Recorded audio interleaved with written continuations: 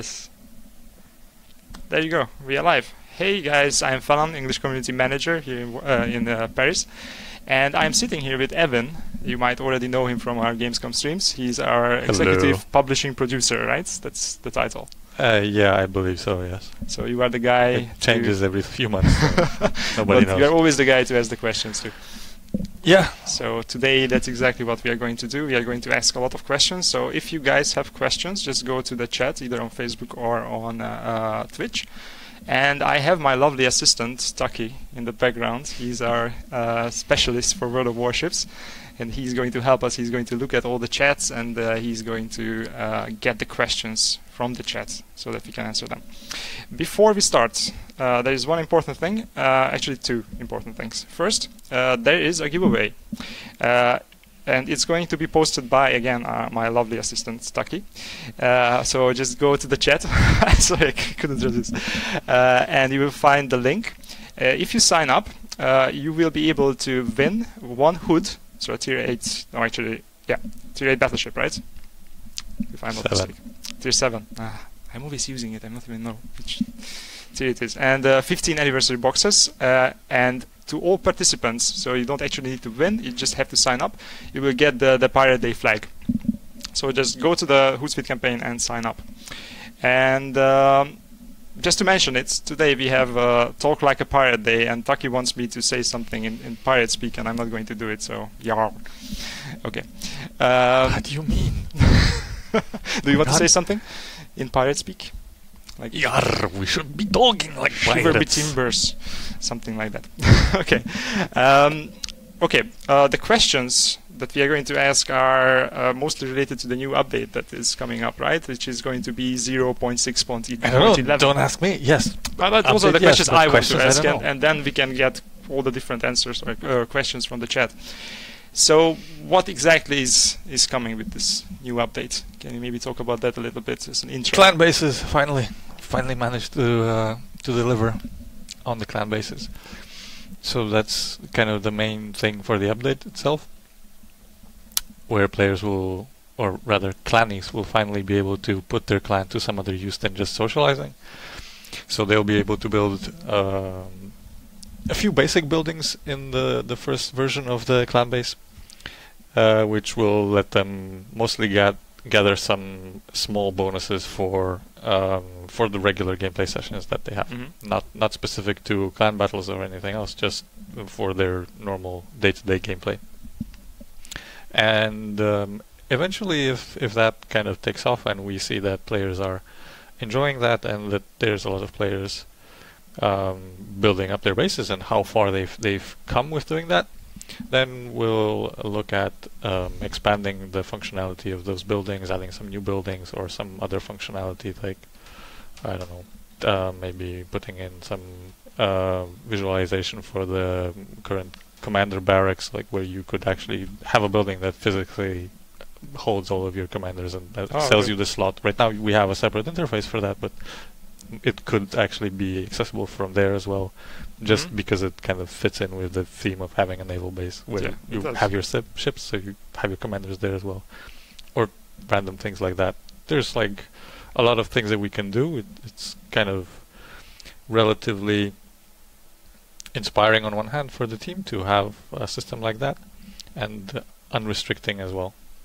And can we talk about what the current system is? Because I looked at it and it seems that it gives you quite nice bonuses when, especially like you preserve your credits if you manage to build up your base currently, right? You know, whether the bonuses are really good or not, that's like up to personal evaluation for everybody. You know, a lot of players will say, "Oh, it's only 5%. That's like nothing.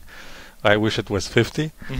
But obviously, it's a system that's geared for long-term gameplay, just like the major concept of our game anyway, and on the economic side. So over time, this like 3 to 5% to maybe 10% of some resource that you get in the game turns out to accumulate to a significant amount of whatever that resource is. So we think that those bonuses, generally speaking, will be nice enough for people, especially if it's like a hardcore clan that has 30 to 50 members or more, and then that really participates on a high level, and that is super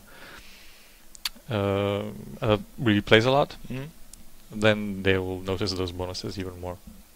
And it's worth building it up because you can go up the tiers. So you can, for example, there are I think something like a percentage bonus on different tiers of ships, research ships when you buy them. There's a percentage discount for different tiers for buying them through the tech tree, and there's a repair cost discount, and then there's bonuses for credits income by class and for XP income, as far as I remember. And there's a new resource that you have to use to build up your base, specific to Clan Wars, which is oil, and you get that through a variety of means. You either get that through your daily containers, so basically daily containers will drop the normal slots for whichever container you chose, and then randomly drop oil as well. And there will be missions as well when we start clan battles, and clan base will have like a set of missions that allow you to get oil just to kind of kickstart your experience in clan bases. And when we have clan v clan battles released, which is sadly not this update but probably in the very near future, then clan v clan will also give you that resource. And what happens if I actually get the oil from the container? Do I have to do anything, or does it actually just goes to the clan treasury? Or it goes both into your personal treasury and your clan treasury, because I mean, personal treasury is just assigned to how much you earned as an individual account.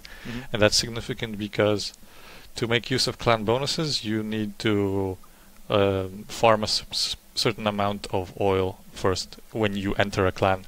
That's to prevent people from just joining a clan and abusing all of their rewards and kind of abusing the effort that the people who were already there and building up the clan base put into that clan base, and so you're just coming and taking their bonuses. Yes, you have to contribute a little bit. It's not going to be much. It's going to be like I don't want to. It depends on clan level, but it's not a significant amount of oil that you need to contribute before you can make use of the bonuses, but you need to so it's more show your dedication. That you're actually active. Exactly. Okay. You're putting in the effort towards that clan as well.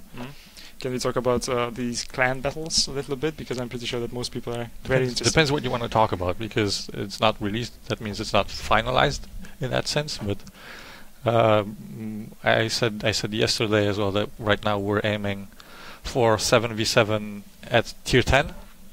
Okay. For different considerations, mostly for relative ease to balance things. A lot of things we don't have to deal with at tier 10, for example, premium ships. And also because it's kind of then becomes the high-end gameplay that we want it to be from a perception point of view, like that it's only kind of the elitist best of the best playing against the other best of the best. The end game content that really dedicated guys get. And we know that that's on one hand controversial, because high tier gameplay in World of Warships is right now not like in the best place where we would like it to be. It could be much better. That's why there is a lot of people who are actively not playing tier 10, but rather tier 6 to 8, just because that's more dynamic and more fun. But at the same time, we do want people to go to tier 10 to kind of see it as that gameplay, as that end game content, as you said. So this is kind of the first, or one of the first steps that we will be taking to make tier 10 gameplay great again, basically, and it actually helps you guys have the devs balance it, I suppose. If more people are playing it, there is more data, there's more feedback. That's not that important, because there is still a significant amount of people playing tier 10. It's not like if you go into the matchmaking queue of a tier 10 ship, you'll be stuck there for hours. This is not true, unless you join in like 5 o'clock in the morning. But there's enough data for balancing there. It's just that the characteristics of what the battle looks like is not as engaging as tier 6 to 8. It's just a lot of long range fighting going on, just because the ships are capable of doing that. So that's naturally what people are doing. But that just means that we need to have mechanical incentives or design incentives to push people into a different type of gameplay that will make it more dynamic, less kind of campy, maybe less punchy as well, because tier 10 there's an awful lot of damage being traded, and that means that obviously you get punished a lot more for mistakes, which is kind of good. It's synonymous as well with more competitive gameplay, where if you make a mistake, that's kind of your skill or your lack of skill, let's say. So it kind of fits in to do competitive gameplay there. Mm-hmm. Okay. But at the same time, there's a lot of people who are not actively doing that, so they might be a bit discouraged. But so we already shared the tier, which is, I guess, a really important piece of information. Can we talk about when? Well, it's still not finalized, but that's this is the plan, right? Kind of what it's shaping up to be. Okay. Can we actually share something about when it's coming? Nothing specific, but I believe that we won't take too much long. I would like it to be in the next update, but whether we will make it in the next update, I'm not sure. And this is replacing team battles completely, right? Yes, it will replace team battles completely, just because it's actually the same as team battles. If you remember, team battles was basically just a small clan. Yeah. So from a mechanical point of, or from a user interface point of view, it kind of works the same. You invite people into a big division of 7 people, and you go into battle against other people. And we are also reimbursing people who already created the team.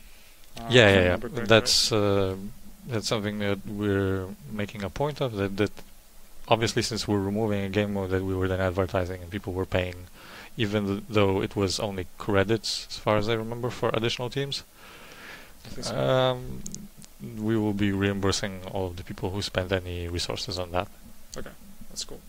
All right, let's have a look at what Taki wrote here. Let's see the questions. Okay, I think we already touched on clans. I think we managed to. We're actually also gonna, speaking of reimbursing and then creating and paying for creating clans, we're gonna have we're gonna have a discount for clan creation when the clan bases are released. At least that's the plan. So it's not going to maybe one day later, because the full cost is 2,500 gold or yes, yes, and that will be decreased. I don't want to say how much because I don't remember. I don't want to be wrong. I do, but I'm not sure if you can share the information. But it will be decreased, which is, I think, really good news for people who want to just jump into clan battles in the beginning, or not clan battles, but clans in general in the beginning. Okay, so. There is one thing I wanted to mention actually, which is not really a question, it's just a piece of information that we wanted to share, that you guys probably already know that the anniversary event is going on. And in a minute I'm going to actually show you something from this anniversary event, and this is going to be extended. So it's going to run until the 28th of September, just so you know. So you can still get your containers. And Taki asked me to actually show you one of those containers because I have them on my account. So I'm going to quickly change to gameplay, and let's check if this worked correctly. Yes, it did. It worked. Awesome. Magic. Yes, we are using this new setup, and it's great. Really, I just push the button and it just works. It's awesome. All right, so let's open one of those containers. I have a lot. Why are you showing your Zeppelin? It's a controversial topic right there. Yeah, exactly. That's why I'm showing it. Because I guess we can touch on this as well, right? Because well, I don't think we can avoid it in any way. So. Exactly. So but I'm going to. Not that I would like to. It's just that. So I have a lot of. This is a painful topic for the development team. But we are here to yes, address course, those painful topics, right? So this is one of those containers. You guys can get those in the premium shop, and if you open one of those, I haven't opened mine yet, because I'm hoarding my containers because I want to open them at once. You actually have exactly the same amount of containers as I do on my account. Really? Which is creepy. Yes. That's actually creepy. Are you sure this is not your account? No. Actually, I'm not. This is my account, don't worry. Okay, let's change though. Because my plan is to just open them at once, maybe on a stream or something at some point. So I'm just. Yeah, you want to do an unboxing. Are you fairly certain that there's not an achievement for unboxing a certain amount of containers at the same time? Oh, really? Well, I don't know. I'm just asking you. You're kind of making me curious. How much? Okay. I know. I'm any making everybody clues curious. how many I should hoard? No, of course not. No clues. I'm just asking. Maybe you know. Maybe you don't know. Okay. Maybe somebody knows. Maybe nobody knows. Maybe it's not there and I'm trolling you. Okay. So how many would you like to hoard? The limit is 1,000 as far as I remember, or 900. My initial idea was 200. Is that enough? I don't know. No? Oh, okay. Well, now you're just teasing me. Yeah, Okay. now I'm teasing you. So the limit is 1,000. Maybe I can go for something like 500. That's probably the limit I can stand. Okay, let's open one of these, and I'm just going to sacrifice one of my precious containers from my hoard for this. So Yeah, of course. I hope you guys appreciate that. Okay, so let's open this, and supposedly when I open it, it's gonna give me stuff, obviously, but also give me something for my collection, right? So it's gonna be this actually, which is Winds of Change, 2 years of World of Warships collection, right? So if I go back and I go here, right? I never actually looked at my collection. No, just go to profile. Ah, okay. Ah, here actually it shows it, and here There you it go. is. There you go. So here is the new collection, and it should be this one, right? Yep. Winds of Change. There you go. So you get one of these in addition to all the resources and in-game things that I you can get. rather like how they turned out. Like, we were not sure because it was the idea for this collection was kind of controversial in itself, because we were worried that a lot of people would say, they're like taking the mistakes that they made too lightly, but actually we wanted to be self-reflective and kind of make fun of ourselves a bit with this. So that's why we made like the collection pieces and the matching achievements to be like a bit sarcastic, but not because we are making fun of the mistakes that we made, but rather of ourselves for making them in the first place. Which kind of makes me want to have the rest of them as well. Usually I'm not the guy who goes for achievements, but this actually looks really cool. So yes, the achievements are even better, even funnier, because they're mostly based on memes. So memes. Okay, now I actually have to get those.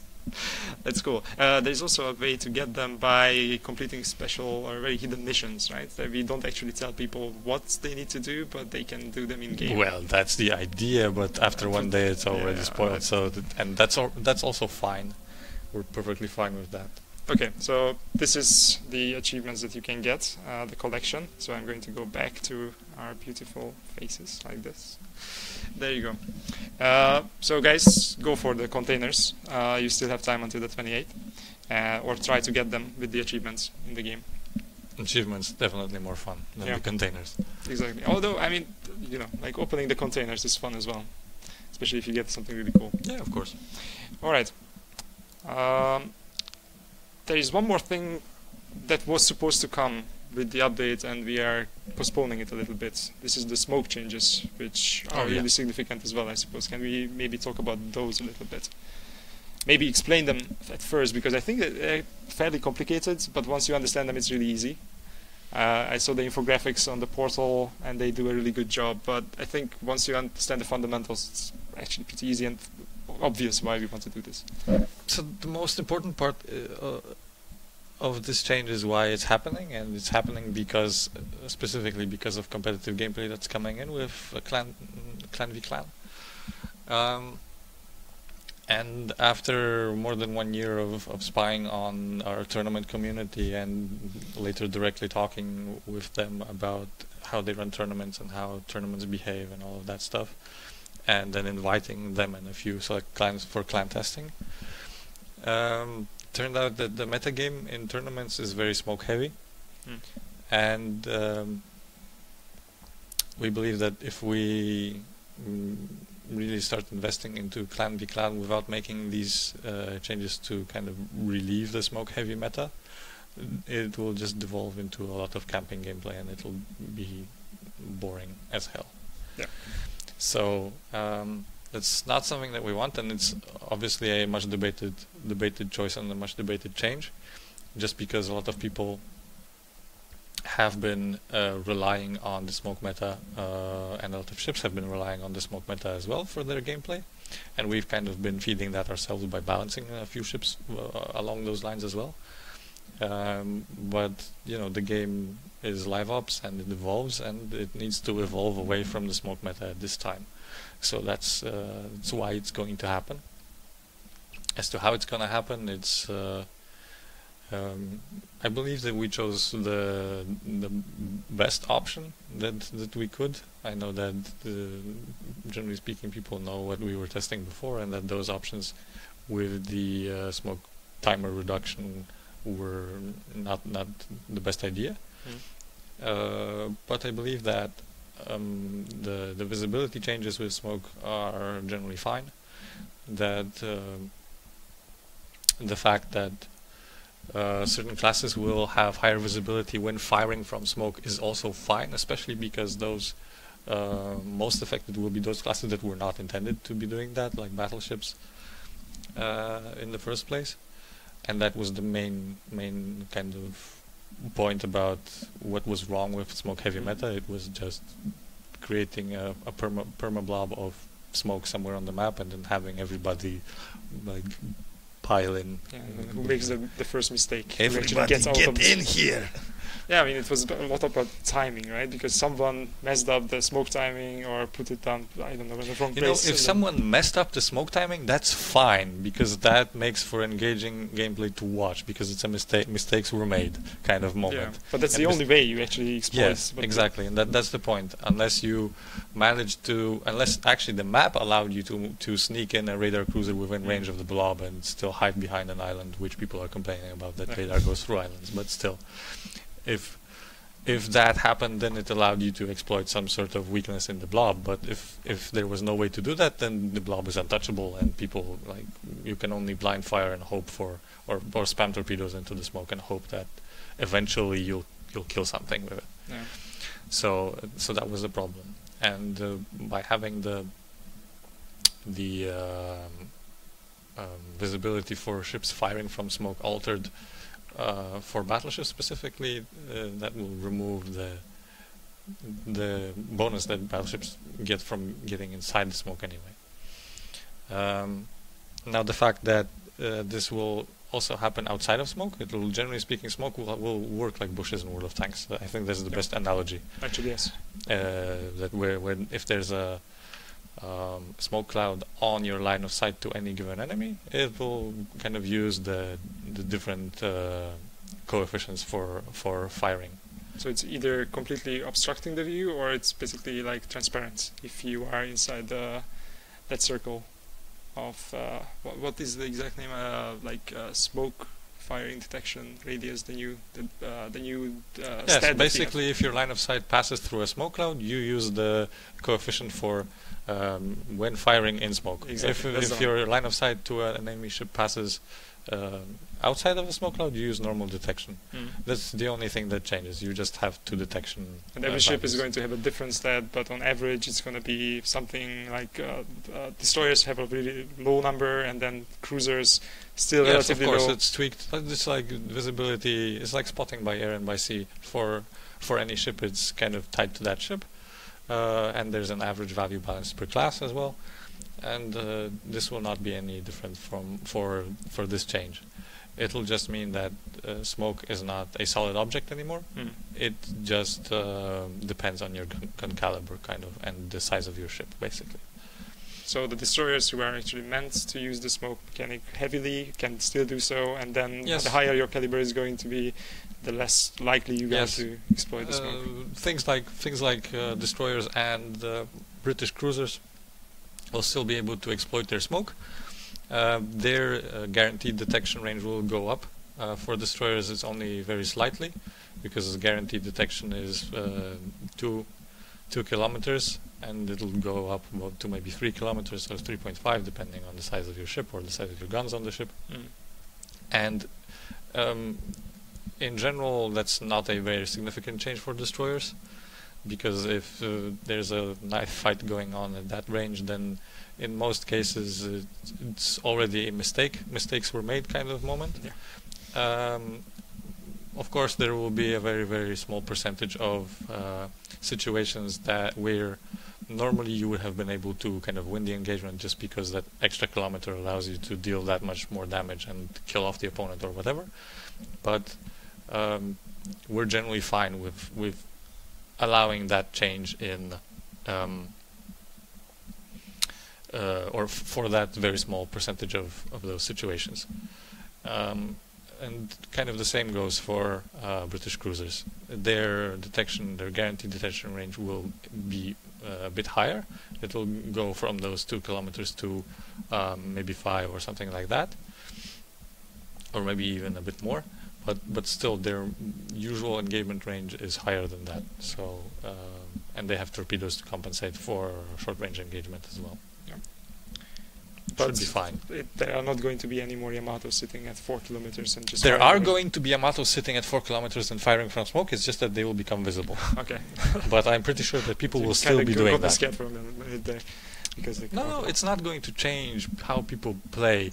At least for the majority of the audience. It will change for competitive players and for high-skill players, because they will be the first people to adapt to the new I guess gameplay at some point meta. It's going to trickle down as well, right? Yes, exactly. And from them it's going to trickle down, and eventually people will learn that this is not how smoke behaves anymore, and then that there are some tweaks that they should do for their general gameplay. But I'm pretty sure that there is still going to be people who are going to utilize smoke at close ranges to remain hidden, but they'll just make a decision not to fire their guns, for example. Okay. Or to fire and do that surprise. So it's basically like a trap. Yeah, it was a sitting trap. there in the Yamato and no one expects you to be there. Yes, you consult Admiral Akbar and he tells you that it's a trap. You know what, actually, it's pretty cool. I could kind of see this in a GIF or something, a short video. Because at some point, like, let's say half a year from now, no one will expect a Yamato to sit in a smoke. Yeah, exactly. And nobody will expect a Yamato to, nobody expects the Spanish Inquisition in that smoke cloud.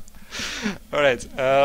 Going back to postponing it though, this is not coming in the next update, right? No, we'll take our sweet time with getting it right, and especially we'll also be looking specifically at a few premium ships that are mostly affected by this change. That's why we're also going to postpone it. We saw a lot of comments about specifically the Kutuzov, for example. Kutuzov and Belfast most affected. Yeah.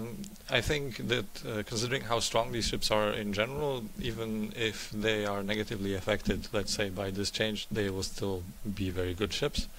It's just that we understand that this is not how the ships were sold to people. So we need to figure out what to tell the people who will say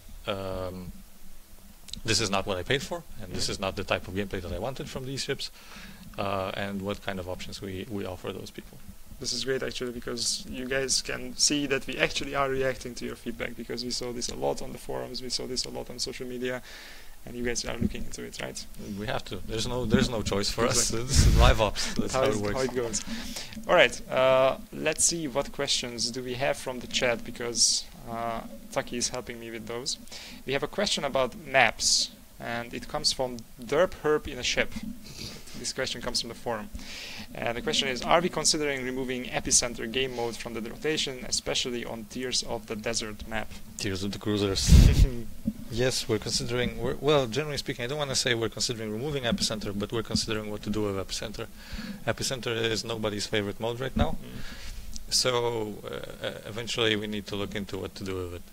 I don't want to say remove it, but maybe change it, or maybe remove it specifically from this map, because it's being mentioned as a painful thing. Okay. So yeah. Let's see. Taki is writing something. I think he's writing the answer. Great. Yeah.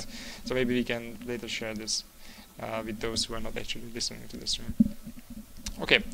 There's another question about new weapons, and this comes from who? That's going to be challenging to say. Ronmar Valesco Malig. That's my best rendition of it. Anti-aircraft shell type, like the Imperial Navy used. The Beehive, will it appear in the game?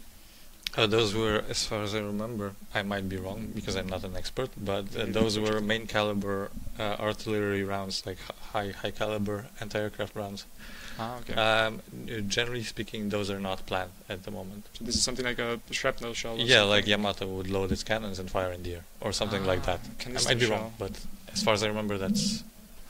Okay, Marek is like doing the yes, you're correct. Those are those shells. Okay. No, that's not planned, specifically because we don't have a system that allows you to use main armament directly for anti-air. So we could do it as a kind of button skill shot, like as an ability. Yes, Exactly. Like say you press a button and then your main guns go on cooldown, like kind of become reloaded. You kind of sacrifice your Yeah, reload for it. you sacrifice your reload and you kind of add DPS to your AA or whatever. But to be honest, we don't need that, and I don't think that it would actually accurately portray how this works. It's kind of a fake Yeah, mechanic. I can't really see this happening.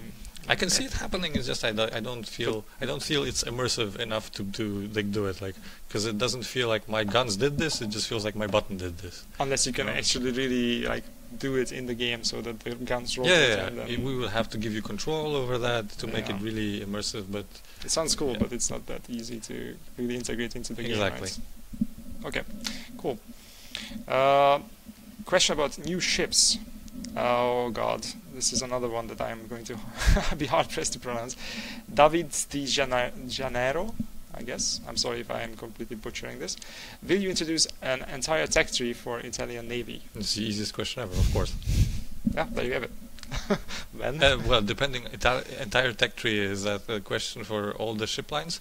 I think yes. I'm not sure about Italian carriers because I don't know my Italian naval engineering that well, but we have sure a that plan Stucky is for, going to write us something. we have a plan for at least the normal 3 classes. So Battleship cruisers and yeah, destroyers are yeah, coming at those some for point. sure. Obviously, we can't share when exactly, but they are in the works or at least planned, right? Yes, probably not anytime soon though, or at least not in the time frame that people would consider to be soon. For us, considering how long it takes to develop a ship line, soon can be like in 2 years. That's like soon for us because we already need to start working on getting the references and all of that stuff and starting like gathering. Actually, this is something that info. I saw a lot of questions about. Can you just, obviously you don't have to go into really details, but can you maybe share what the difficulty is in getting a ship into a ship line into the game? Actually, it's not so much difficulty as just the sheer amount of time and effort that it takes. So we start off by having a preliminary concept from our historical researchers who say this is potentially a like tier 1 through 10 lineup that could work, and that we believe that we can find the research materials for or the blueprints for. And then we like go out. There's guys who are responsible for this, and they go and start looking for those blueprints, like talking to museums and going there and doing research, and phoning up hobbyists or whoever might have those. And that takes from anywhere from like 1-2 months to a year or 1.5 years, for example. I suppose something that's more mainstream, it's easily accessible, it's easier to get into the game. And then so we started doing research, as an example, for German battleships, which were released a fairly long time ago already. We started doing research for that in 2015-ish, in the beginning. So a long time ago, and we're still receiving blueprints from the museum, just because still German battlecruiser blueprints pouring, and every time we just received 50, and I know that 100 more are waiting to be digitized. Wow. So it's a process that takes so much time, just because those things are usually paper, very, very old things, and the process of digitizing them is slow. Museums are also not at our command and every whim. Because they're very protective about their things. They're protective. Of course, they want money as well, so we have to pay them. Sorry about that. And they just have their own deadlines as well for other people and for other considerations that they have. So that just takes a lot of time. And after that, it's a production stage. And that takes anywhere from a few hundred to 1,500 man hours for a battleship, for each one. For a single battleship. Yeah, for a single battleship. And it might just as well turn out that in the middle of production for a line, it turns out that one ship actually doesn't fit, and then you have to find a replacement, and that either postpones the whole line because you don't have one, or you are lucky enough that the blueprints, because obviously we buy in bulk, it's not like we choose like one ship here and one ship there, but we say give us all you've got on British battleships or German battleships. Yes. And then we just buy everything we can, unless it's somehow horribly expensive. or we don't have plans to deliver further, and we just need one specific thing, but we just buy in bulk and then we look and see if there's something that fits. And that's how things like Monarch come into the British Battleship tree, where we say, okay, this, for some reason, this doesn't fit into the tree. Potentially we have here a project that was co-developed or as a kind of an off-branch project that never existed or was never built, but was considered, was created, and we can put that kind of into the tree because it kind of fits the progression that we want. Yeah, so you things can like that. reconcile the historical point of view and also the gameplay, so that they kind of... Yeah, of course. It's in the end, it needs to be about gameplay. It's a game, and it needs to be fun to play. So, and obviously there are certain things that are kind of invisible to players, like our progression funnels and all of that stuff that tell us how people play the game. That is not visible for anybody, because that's mostly big data stuff. You know, when you or I play, we just see our port and our own battle experience, and we have our own, you know, perception of how we want to play the game, what the battleship should feel like, and all of that stuff. But for us, when we're designing a branch or any other system in the game, it's a lot about psychology, about user experience design, and all of the things that people generally don't see and don't perceive, and that kind of informs those decisions somehow to like take a Nelson out of the tree, because layout or gun caliber progression doesn't fit. It's so different from what the people who play that line are experiencing with the other ships, that it's just it's jarring, right? And then it gets you people don't even realize that, but it causes a dissonance where you might not even realize, but you get to a ship, you play 3 battles, and you say, I'll come back to it later. I don't feel like this ship right now, and you never do, and you never think about that, but you will never come back to it. Yeah. And that's kind of it's something that you don't see even in survey results from people. You only see it in like large data streams where one line has like 10% less conversion or 10% less retention at a certain tier, just because. And you can actually see that, okay, this is the point that people just stopped playing the line. Yeah, you see like Mogami caliber change. Like, it's, oh, okay, why are these graphs not equal? Yeah, people are just like, oh, okay, this feels different. I don't really want to play this anymore, and they just like forget about the line. There's a lot of that kind of stuff. It's actually interesting to talk about. It's not for mass audience, so let's maybe not go into details. But sure. Generally speaking, I enjoy talking about these sort of difficult things that people don't see when anybody's interested in like player gatherings and all that stuff. Just because it's fun to talk and to educate people about how development actually works on the inside. And then going back to the ships, I'll come back to the questions later, but this is an interesting topic, I suppose, because I see a lot of questions about this whenever we want to introduce a new line, and people are clamoring for the new line. Please get it in the game as fast as possible. So the production stage that you mentioned, it also involves going to the actual ship if it exists sometimes, right? And then taking measurements and pictures and everything, and then modeling the ship, and then creating all the art assets and everything. Long before Alpha, actually, the guys from the studio, they went on a tour across America and visited all of the museum ships, all of the battleships, all of the aircraft carriers, and did pictures basically, and measurements and everything. So it's filmed not like we can everything. Just snap our fingers and then the ship no, it's not like that. So that's why I can easily say yes. We're planning Italians. Actually, we're planning every ship that we can possibly conceive of that ever existed. It's just a question of timing. And I always repeat this if I'm asked. Yes, we will do your ship, but you might have to wait a few years for it, just because of how long this production schedule takes. Yeah, and because this helps me a lot, because I can use this answer on the forums as well. Yeah, always. And because we'll be delivering ships as long as there are players in the game who are funding development at some level. Fair enough. Yeah. Cool. Let's go on with the questions. I can see a question about clans from Stephen Hamilton from Facebook. Will the game develop in a way that you need to be a clan member? No. That's not necessary. So, well, it depends what you want. If you're talking about competitive features, yes, there will be competitive features where you need to be a clan member, but I think that's fine. If you don't want to pay for creating a clan, join a clan. That's not going to be that difficult. I believe there will be clans who will be looking for members. So, actually, a question about that: is it like feasible for me to, like an individual, just create a clan and then use the clan feature by myself? Of course, that's what I'm doing. Well, rather, that was what I was planning, but today or yesterday I invited Are you going three to be friends. at any kind of disadvantage because you are not really in a Yes, you will not be able to play in Clan v Clan unless you find 7 people. obviously. But other than that, the only disadvantage is your kind of speed of accumulating oil.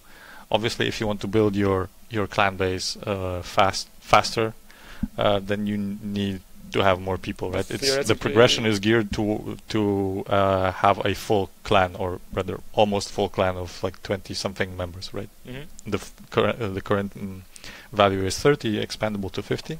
Mm-hmm. And like the progression is geared for having like a half full, 60% full clan. And obviously, if you're on your own, then you will be that much slower in accumulating oil. But you can still get access to all the things. Yes, you can just unlock everything by yourself. Okay. And that's probably what I'm going to do with 3 of my friends, and we're just going to be antisocial and what unlock about our stuff. the other way around? If I don't actually want to either create or join a clan, but sometimes I want to take part in these clan features, can I don't know, like I think Team Battles had this option to just invite people, and we are doing it in World of Tanks, that you are like a mercenary. Is something like this planned? Yes and no. It kind of depends. I was talking about this yesterday as well on the German stream. It was a question related to ranked. It depends. There is one alternative universe where ranked is totally defeated because nobody wants to play it anymore and everybody's moved to Clan v Clan. Mm-hmm. And in that scenario, it might make sense for us to transform rank into a sort of mercenary queue, where ranked is also based on elo on the same kind of rating system that clans will be rating against. And then you would just have a clan rating and a personal rating, and if those match, then you get into a clan with a battle with a clan that's missing a member, let's say. That's like a possible scenario sometime in the future, but whether we actually end up doing something like that, I don't know. We'll see. Okay, but it's not the easiest solution. Yes, actually, but I think, or I believe that it'll come down to what happens with ranked, because if ranked stays and it's still popular the way it is, then there's no real need for us to do a mercenary kind of gameplay because thing. You can just do this with ranked. Because that's what ranked is, basically. Okay, cool. Next question is about oil, and it comes from, I'm not even trying to, I'm sorry, someone from Facebook. Will there be more ways to earn oil? Right now it will take 2.5 months of full speed grinding for containers to get clan size to 50. But that's only taking into account the information from what we released on the portal, which says that you get oil from containers and from containers basically. But it doesn't tell you how much you'll get from the missions, and it doesn't tell you how much you'll get from clan v clan battles. So yes, those will be the alternative ways to get oil. So this is just one of the different sources you get oil from. Eventually there might be other alternative sources of getting it. I don't really know what they would be at this point, just because it makes most sense just to give you clan missions if we see that people are too slow and are like leaving clan bases because it's too slow to develop. But it's always possible. So this actually gives us the opportunity to kind of tweak the system if needed, right? Because you can just adjust the missions to give as much oil as yes, needed. Of course. There's for a system like this, it's I don't want to say it's easy to tweak, because easy is always difficult, let's say. A huge game like World of Warships. Yeah, because it's about the difficulty is in taking the decision that affects hundreds of thousands of people at the same time. So that's a difficult part, and that's not going to change. But there are many coefficients where we can kind of apply those and potentially make those tweaks very, very small and see how they affect people. So either we can, like you said, run a mission, and that mission will increase the net oil gain or average oil gain by a few percent, let's say, and see how that affects the speed of progression. Or we can lower the pricing in the interface itself and all of that stuff, and it kind of does the same thing, but it's always easier for us to just do a mission than start touching interfaces in the game, because that requires patching, and patching tends to break stuff just as easily as it introduces new stuff. So better not do that if it's avoidable. Yeah, but it's good to know that this is something that you can just look at and then tweak kind of relatively easily. Let's just say that. Relatively easy. It just takes time, just like balancing for ships that were just released. We still need to like have a period of time where we just look at the data. So guys, don't worry about the oil income just yet. Let's wait until we see the whole picture. Yeah. See all the sources. Okay, a question about PvE. Body Bag Birds asks on Twitch, any chance that you could reset the PvE scenario missions, say every 3 months or so? Oh, why reset? I mean, what does that mean? So that you can sure. get the so that you could get the stars again, or what? I suppose so. I'm not sure what resetting them would do. Maybe Taki can fill us in if he knows what the player means. He's writing. He's really my lovely assistant today. Okay, he says, I guess he means new ones. To introduce new ones every 3 months or so? I see. Generally, yes-ish. That's kind of what we hope to be able to do. Not sure whether we'll be able to deliver on that, because some of them, like Operation Dynamo, tend to be more time-consuming and more time and work-consuming for us. So if we do too many historically inspired, we might actually end up doing less of them throughout the year. At the same time, those that are kind of fantasy don't require us to be very, very specific about what mood we set, and a lot of stuff there can be left more to the imagination of people or the imagination of the designers themselves. So that's kind of a bit easier on the polishing side and on the balancing side. But yeah, 3 months or so we would like to have that kind of schedule. Okay. Thanks for Taki for explaining the question to us. So another question, this time about CV. So Tommy Choi on Twitch asks, actually Ev1n, I got a relevant question. It's a question about matchmaking specifically for level 8 CVs, which is completely bad. How is that possible if you got a level 8 CV and it throws you into a tier 8 battle? There is no chance to drop torpedoes everywhere. Just tell me when you will fix it, guys. That's the question. So I don't necessarily agree with all the statements that you just read. I know that flying against tier 10 AA is not the most pleasant experience ever, let's say it that way, and it also depends on what you're actually flying. There are some things that are easier to fly and some things that are harder to fly. I'm pretty sure that the Graf Zeppelin Test 1 could delete tier 10 battleships if it really wanted to, right now. But that's also not an intended, let's say, gameplay mechanic. But generally speaking, yes, we know that there's a problem with tier 8 matchmaking, especially for CVs.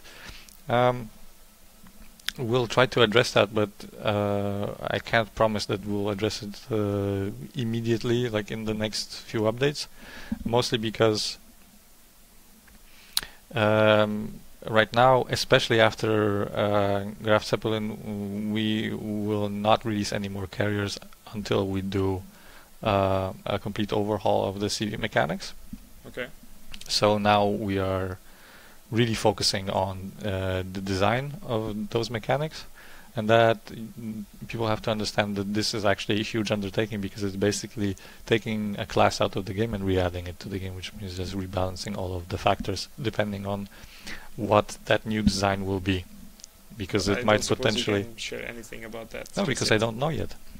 But if you think about it, it affects all of the things like commander skills, all of the AA mechanics as they currently work, all of the modules that have to do anything with aircraft or with AA. It's just and basically... it also affects all the other classes as yeah, well, of course. If you're an AA focused cruiser, you might not be an AA focused cruiser after this is done, or your AA-ness will be totally different than it was before, just because the whole mechanics of interactions, because pull the whole thing out and then fix it and put it back in, because you have to fix the whole thing, right? Yeah, it's essentially that's what it looks like, but after you put it in, there's like a tidal wave that leaves all of the ships on the shore, and you have to put them back into the water again. That's what's gonna happen if we do that. So that's why we're really scared of that, because potentially it can kill the game.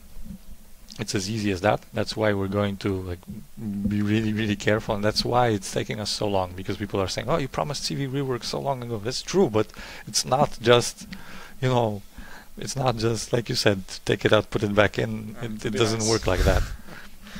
It's that's just the problem with a huge game that's just going on. It's not like you just can shut the game off, fix it, and then put it back online. We could, and that's what people are saying. Oh, you can just shut it down and you know, fix it and then put the servers back on. We can do that, but at the same time, we would have a graph that would show, okay, people logging back in and then people immediately leaving. Like half of the people are gone just because they don't like the new reality. It doesn't work like that. If we want to keep our project running, this doesn't work like that in live ops consideration, game and it development. has to be really thought through, right, before you do anything with CVs. Yeah, in general, and that's sometimes time and time again we fail, and we unfortunately, I believe, we will continue failing. It's just about you know, reducing the size of these failures and reducing the frequency of these failures. Yeah.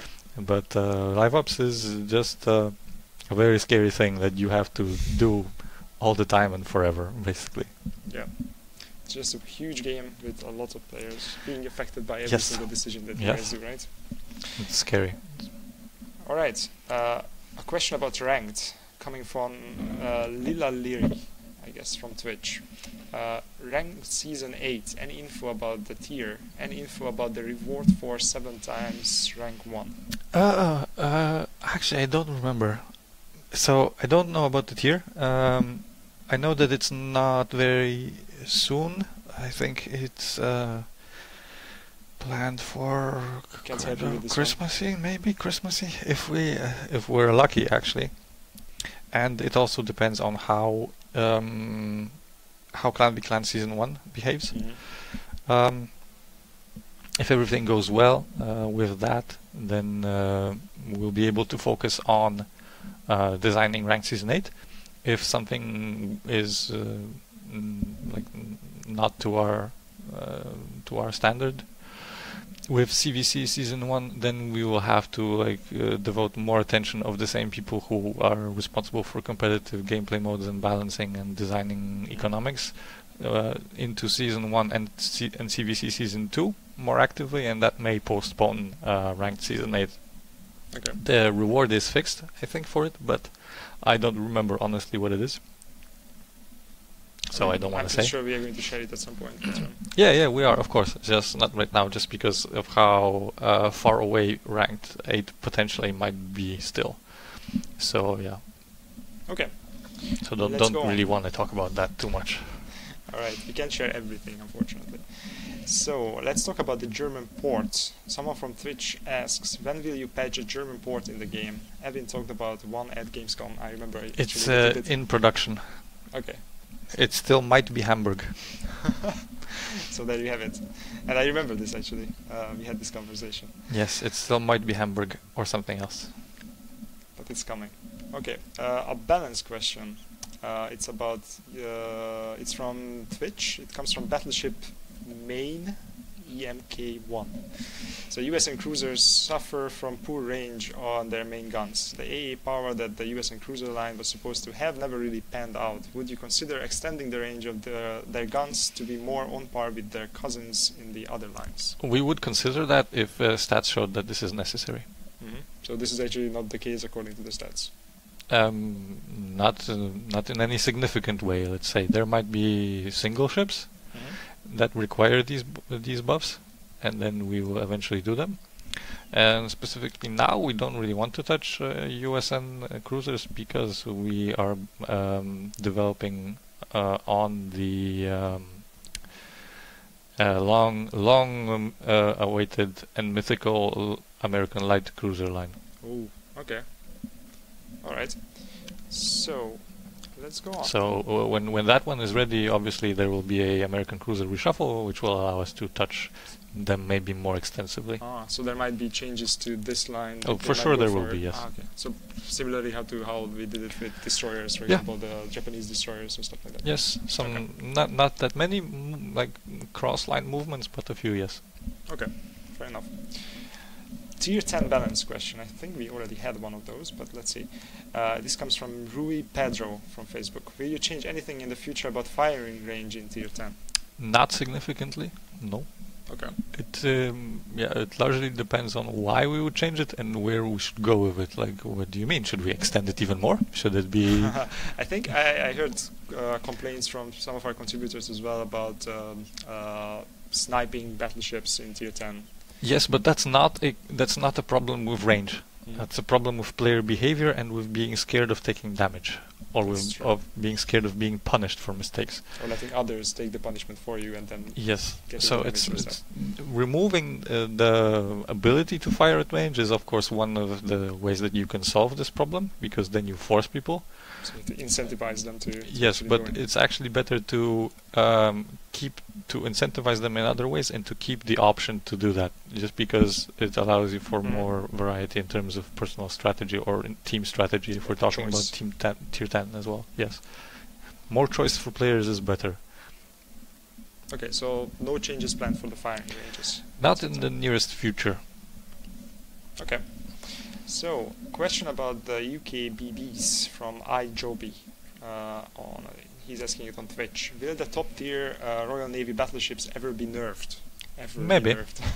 Yeah, ever is a kind of too strong or a wrong word, just because they were just introduced, and that's what I said before. You need to give us time. Generally speaking, we need at least 2 updates, which is about 6 weeks of data gathering to be able to say anything about stats, just because before they're released, they're only played by let's say top tier players. So those stats are anyways skewed upwards. After a while we see more general stats, and then we can say whether the ships are okay for a general population. It doesn't mean that we discount the opinions of high skill players, because obviously especially at high tiers and especially in upcoming Clan versus Clan Season 1, if it remains at Tier 10, then Conqueror might be overplayed there. Honestly, we don't believe that that's going to be the case.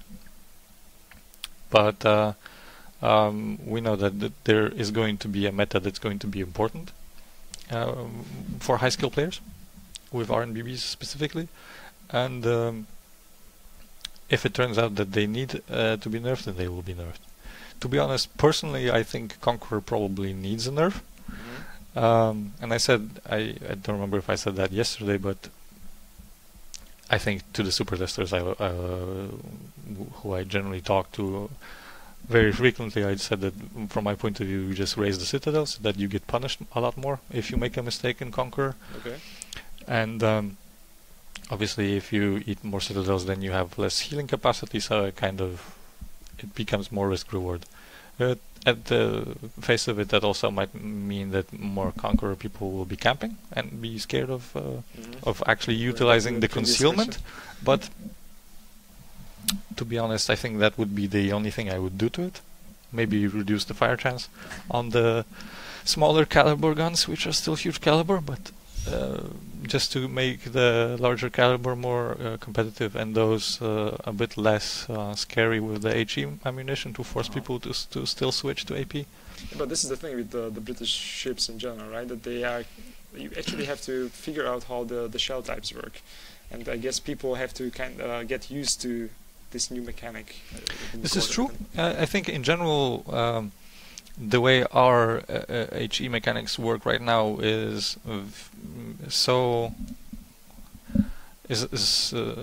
not that skill dependent, let's say.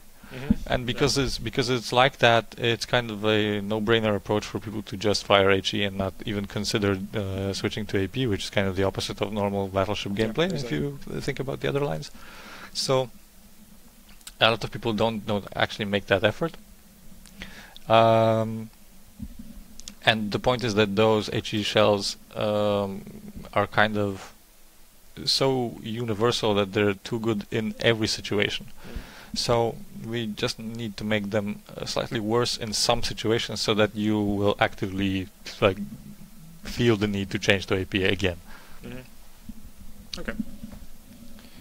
Let's go on. The next one.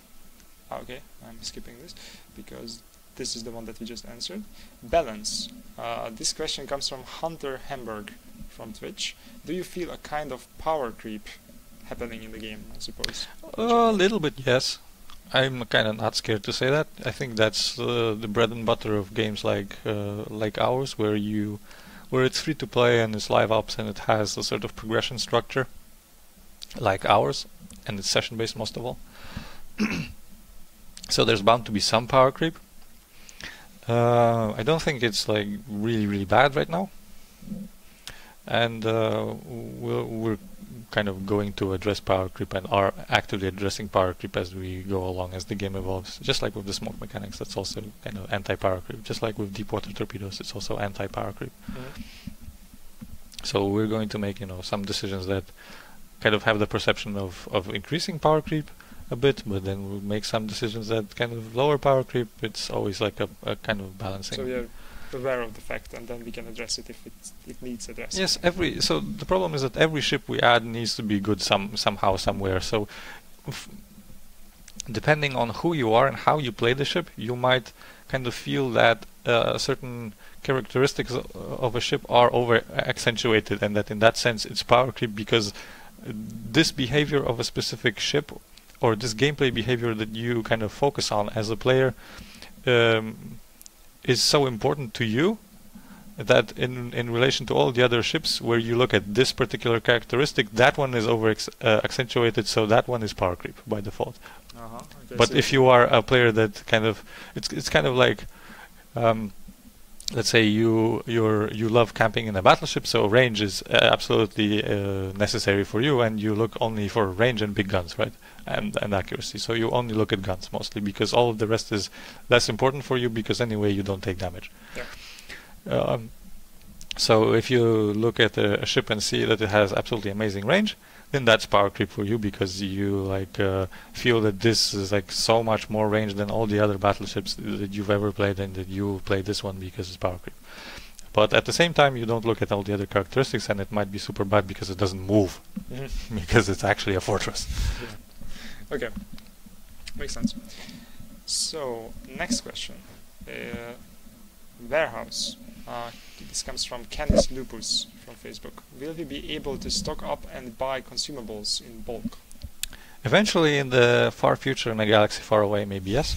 But currently, we don't see a need to do that for people, specifically because of how our consumable mechanics work, where you just have a rebuy button.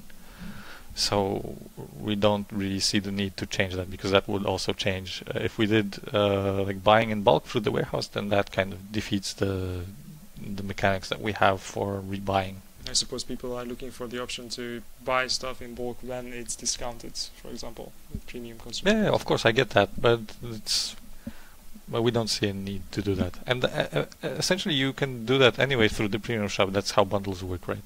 Yeah. Okay. Next question is, I'm trying to interpret this one. So these are multiple questions from Twitch. Okay, I'm not surprised. Kitakami, Kid. Kitakami, obviously. Kitakami and Kid are actually two very separate questions. So Kitakami is I think the answer should be very obvious to the community by now. Kitakami maybe PvE, but in PvP battles it's kind of scary still. The wall of torpedoes. Let's revisit this question after deep water torpedoes. Maybe that's kind of a way for Kitakami to become viable, or to become so bad that only collectors are playing it, but they actually don't affect the outcome of a battle, which would be fine, as long as it doesn't team kill people. But or we can actually offer it only to people who are very pro at destroyers, let's say. That's also kind of a thing that we were thinking of doing, to keep it like a Type 59 kind of golden premium ship level with appropriate price tag, and offer it only to people who have repeatedly proven that they don't team kill, that they play destroyers as pros, and where we could be like relatively safe and not lose our sanity. So you're saying that the wall of torpedoes is actually more dangerous to your own friends than the enemy? Yeah, of course. Okay. That's what we had it in alpha, and that's what we saw. That's why it was removed, and that's end of story. I still remember the Kitakana. Yeah. So it's still a touchy subject, and we're kind of scared of doing it. So what about the Kid? Kid is very different. Kid was just a ship that was meant for an event that eventually got cancelled. So it kind of the model is ready. Balancing for it is not ready because we didn't balance it because the event was cancelled. But it's right now sitting in Forever Alone port and waiting for another event that will kind of need a reward, and then we'll kind of make a skin for it and balance it again, and then we'll release it as a reward sometime in the future. Okay, that's cool. So I think I already saw a question from iJoby, but this one is about public tests, and the question is, would it be best to let players test new ships on the PTS? This way you will get better feedback and a lot more of it. If this is specifically about premium ships, then the problem is that people don't play on PTS the same way as they play on normal servers. So even if we get statistics there, doesn't really help us, to be honest. So it would be like a technical thing. Yes. So that it works, but you don't really know how they actually yes, use it's it. kind of it's already very late for feedback because PTS starts after live testing most of the time for premium ships. We would get stats that are skewed because they're not in a production environment, and at the same time we would likely have an effect where people say, I hate this ship, I'm not going to buy it, even though, so they would be biased by a non-final quality of the ship. Mm-hmm. Which obviously is kind of the source of the question, I believe, in a sense, just because of what happened with Graf Zeppelin, where people will say, okay, so I got biased by watching people's commentary or by watching contributor commentary, which is also on an unfinished ship, and I'm biased anyway, and I would like to test it myself, but it's kind of not the same way as people make decisions.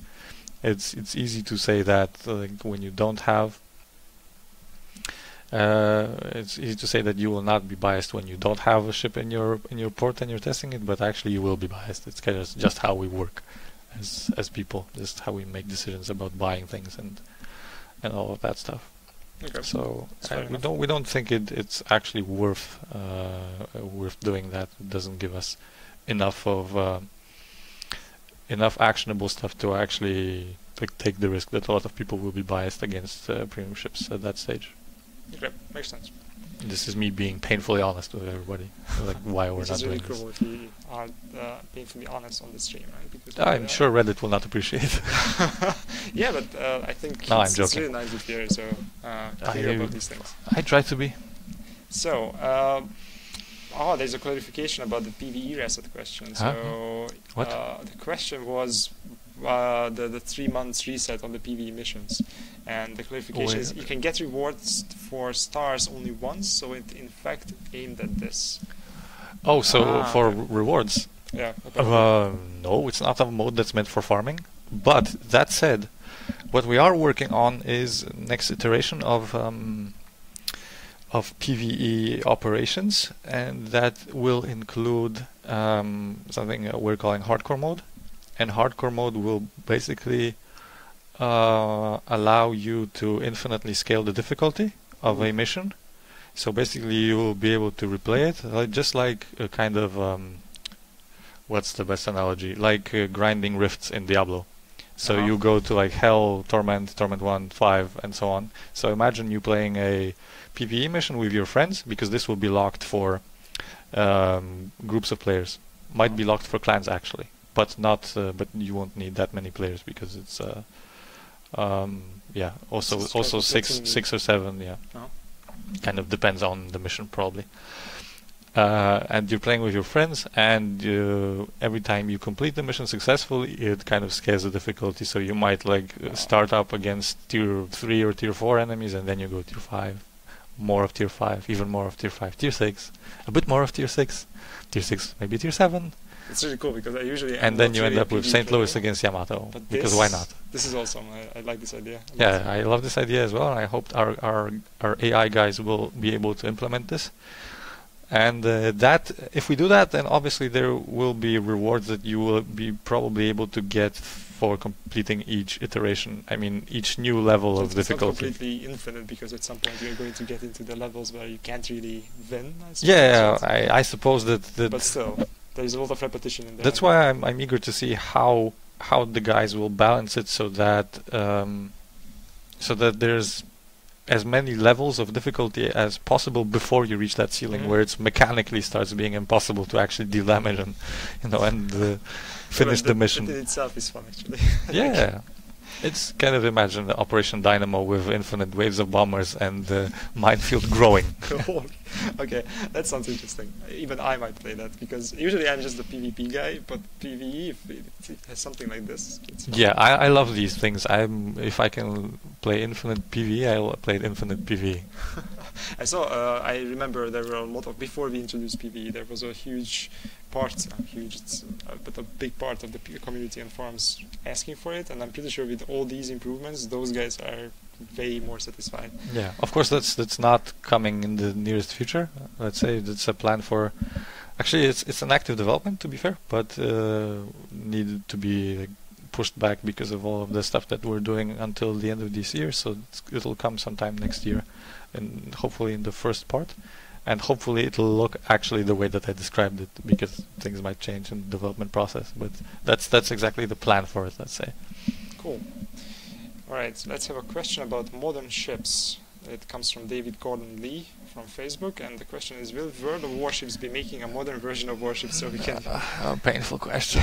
No, so actually we tried, and by tried we mean that we tested ship-to-ship missiles, and it's super fun to play, but it doesn't fit our game. Yeah, and that was a super sad moment, because we looked at each other after the first playtest in the dev team, and said, guys, you developed an awesome feature for World of Warplanes 2.0 or World of Warships 2.0, but it's not for our game, unfortunately. I completely agree. I think even without playing it, it's just hard World to of Warships Modern Warfare, but not World of Warships. Okay. Let's see. Ooh, we have a lot of questions still to answer, and we are approaching our limit, I suppose.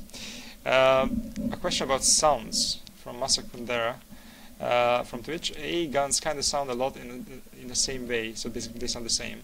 Amagi long range sounds the same as the Neptune long range AA. Ooh, we just jumped. So the question is, are there any plans to get more individual sounds for different calibers of guns? It's kind of hard to answer, just because I'm not really following the audio development that closely, because I generally love the audio in our game so much that I don't need to look at it. I just know that it'll be good. So I don't touch those guys too much, and I don't look at what they're doing. I know that they are actively developing the game from an audio perspective, and adding different stuff and all of that. But whether they are going to diversify AA sounds specifically in the nearest future, I don't know, to be honest. I know that we have changed a lot with sounds, including music, gun sounds, everything, and so we are improving the sounds in the game all the time, I think. Yeah, so I don't think that it's really it stands out as something that needs to improve, like the AA guns specifically. I think from an immersion point of view, they're fine. But yeah, it's just kind of when is this improvement coming, and I don't know. Okay. So the next question is about new ships. Okay, so do you consider a pan-European line or separate Dutch or Swedish ships? It's actually this question is sneakily on time, because we're actually right now actively considering which nations should remain independent and get their own lines, and which should be merged into pan-European lines later on in development. Dutch are one of the question. Swedish potentially are set to receive their own line sometime eventually with the destroyer line. But this discussion is not over yet, and as usual, there are two sides in the dev team, and there are two ways to look at it. It depends also how what's the time frame that we want to plan for in terms of developing the game. If we want to plan for the maximum, then obviously it makes sense for us to kind of keep everything separate, because that way we have much more ships in the lines, but that also means that we will have a lot of projects, especially in those nations like Dutch and Swedish. There will be a lot of projects, and if we don't want to keep it, if we don't want to have that many project ships in those lines and kind of keep it more streamlined and have more ability to get a, let's say, more streamlined branch with a European theme to it, that allows us also more chances to tweak and to replace ships if we need to, then it makes more sense to merge many of those potentially independent nations into pan-European lines altogether, and kind of have have that ability to tweak it and more options to change things around. So it remains to be seen. I probably believe Sweden should get that destroyer line sometime in the far future, just because there's so many main lines that we still need to deliver, that those smaller nations, they're not gonna come anytime soon. But we'll see. But as you said, everything is coming. It's just a matter of time. Yeah, exactly. It's of course we want to do Dutch and Swedish ships. It's just not anytime soon. maybe premiums though. Premiums are easier because it's just one ship. Yeah, because it's one ship, and we can deliver that outside of the normal pipeline for branch releases, which also have to be kind of spaced out in time. We can't have two patches delivering two branches next to each other. It just doesn't make sense. Overload of content. Yeah, overload of content. People would not know which one to grind and what to do. Okay, let's go on to the next question. It's about economy. It comes from Ev1n from Twitch. Are you guys looking at rewarding gameplay, team play more that is not focused on damage? So are we planning to reward something like spotting and stuff like that, I suppose? Yes, but that requires us to do more development for this type of gameplay, because right now we generally don't have an idea of how to best reward that kind of team interaction or ally interaction. I mean, ideas are there, but it's not easy to balance the economy behind it, because then potentially we're also incentivizing, if you're not dealing damage, which is kind of the main incentive for meeting the enemy in any way during the battle, then we're potentially also incentivizing camping behavior and AFK play, which is a huge problem. If we incentivize non-lethal gameplay, let's say, non-enemy focused gameplay and non-damage focused gameplay, then we also potentially incentivize botting and camping and all of those things. So that's why it's not very easy to kind of implement that reward system for things that are not focused on damage. Okay, before we go on to the next question, we have something like 10 minutes left, so I just want to remind the guys that we have that Hootsuite campaign, and you guys can win the hood and then 15 anniversary boxes, and if you just sign up, you will get the Talk Like a Pirate Day flag. So before we finish the stream, just remember to sign up and try your luck. And I hope that Taki can just put the link into the chat, so you guys can click on it. Okay, let's go on. So the next question is this one. It's again new ships. It's from Connor from Facebook. Any chance of the IGN gunboat line seeing a tier 10, such as with the Super Akizuki class and another paper ship? Yes, of course, eventually. This is the standard question. Yes. This is the standard answer, right? Okay. To be honest, it's not planned anytime soon. There will be a Japanese premium high tier destroyer coming in, let's say, the foreseeable future. Yeah, and after that we'll see what happens with the rest, with the Ph3lan. Okay. Another question from Connor. Why are the Pan-Asian DDs planned to get such a powerful combination of consumables in radar and smoke, but the IGN DDs have to choose between smoke and the torpedo reloader? As far as I can tell, the IGN DDs are already considered weak and are forced to choose between their two good consumables, but the Pan-Asian DDs won't have to. Powerful is relative, so it depends what kind of radar they will get, if they will get it in the end. We're kind of very aware of how controversial this sounds for the community, that giving radar to anything right now is considered very controversial. We're still fine with testing it. Testing it is, from our point of view, always good because it always gives us data and a fresh viewpoint on what current metagame looks like. But whether, if we give you like a 5-second, 5-kilometer radar, do you consider that powerful? Probably not. Yeah. And potentially that's fine. To be fair, radar for Pan-Asian destroyers is meant mostly to offset the fact that they might not be able to damage destroyers reliably with deep water torpedoes. So it's kind of potentially meant as counterplay for that. Okay, see. But remains to be seen. So it's more like they're not damaging them, but they are spotting them. That's how they are fighting against them, kind of with the So radar. the point is that if a destroyer smokes, you usually just put torpedoes into that smoke cloud and you either kill it or you chase it off. Okay. Or not, of course. If you're a skilled destroyer, you might avoid that. And if you're not able to put torpedoes into that smoke cloud, or they're not able to damage anything that's in that smoke cloud, then you can radar it and you can gun it down, potentially. That's one of the ways that this can potentially work. Because the deep water torpedoes are not affecting the destroyers, because they go under their... And coming back to another part of that question, it's not decided that Pan-Asian destroyers will not have to choose. It just depends. We'll test a few variants and then we'll see. Okay. If it works out, it works out. If it doesn't work out, it won't be released. Okay.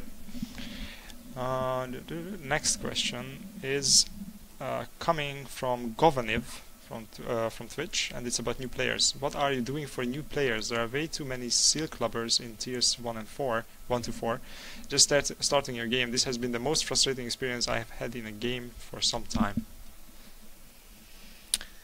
It's an interesting question. It's an interesting question because there are way too many seal clubbers. It's kind of relative as well. I know that it can happen from time to time, and it's especially related to actually the way we do specials.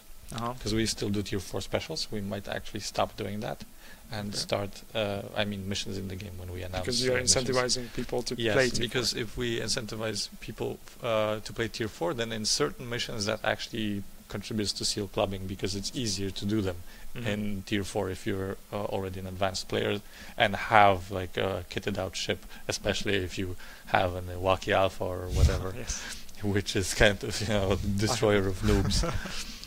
And we might actually stop doing that and limit missions that we do to start from tier 5, and that will basically remove advanced players from ever going into that low tier bracket unless they actually want to seal club themselves. Like, we'll not be giving them the opportunity to farm missions there.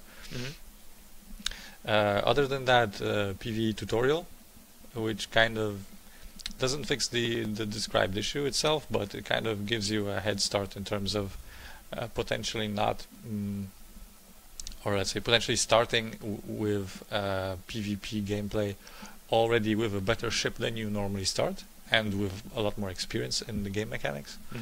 So it kind of gives you a head start versus these more advanced players. But other than that, in the general stats, we see that conversions are fine, and that there is not a big problem with a lot of seal clubbing happening. But these mission changes might already alleviate some of the problems. Yeah, I think that's like the best thing that we should do, and that might help actually. Okay, that's cool. Let's see. The next question is about reports, and it comes from Ramaging Morse, I guess, from Twitch and Facebook. Any plans on making the reports do something? They kind of do something already, right? Yes, and generally speaking, we're working on the next iteration of what is in-house called anti-abuse system, which includes reports and and bans. And we hope to release that one soon in the next few updates, and that would potentially also apply auto bans and do some other funky stuff to people who are being bad. Okay, that's cool to know. And I think we are actually we can finish with this question, which is from the same person, and I still can't pronounce the name. So what about the Musashi? Will she appear? This is the Yamato sister ship. Another one of those. Exactly. Okay, so who knows, right? At some point. Yes, maybe, probably. Actually, probably, maybe. Probably, maybe soon, maybe not soon. Fair enough. We'll see. Okay. Actually, to be fair, if anybody should announce it, it should be the guys at TGS. They might do that in like this weekend. Oh, really? Yeah. Well, so guys, if there's a Musashi, I would leave it to them. If they don't talk about Musashi, then that means there's no Musashi.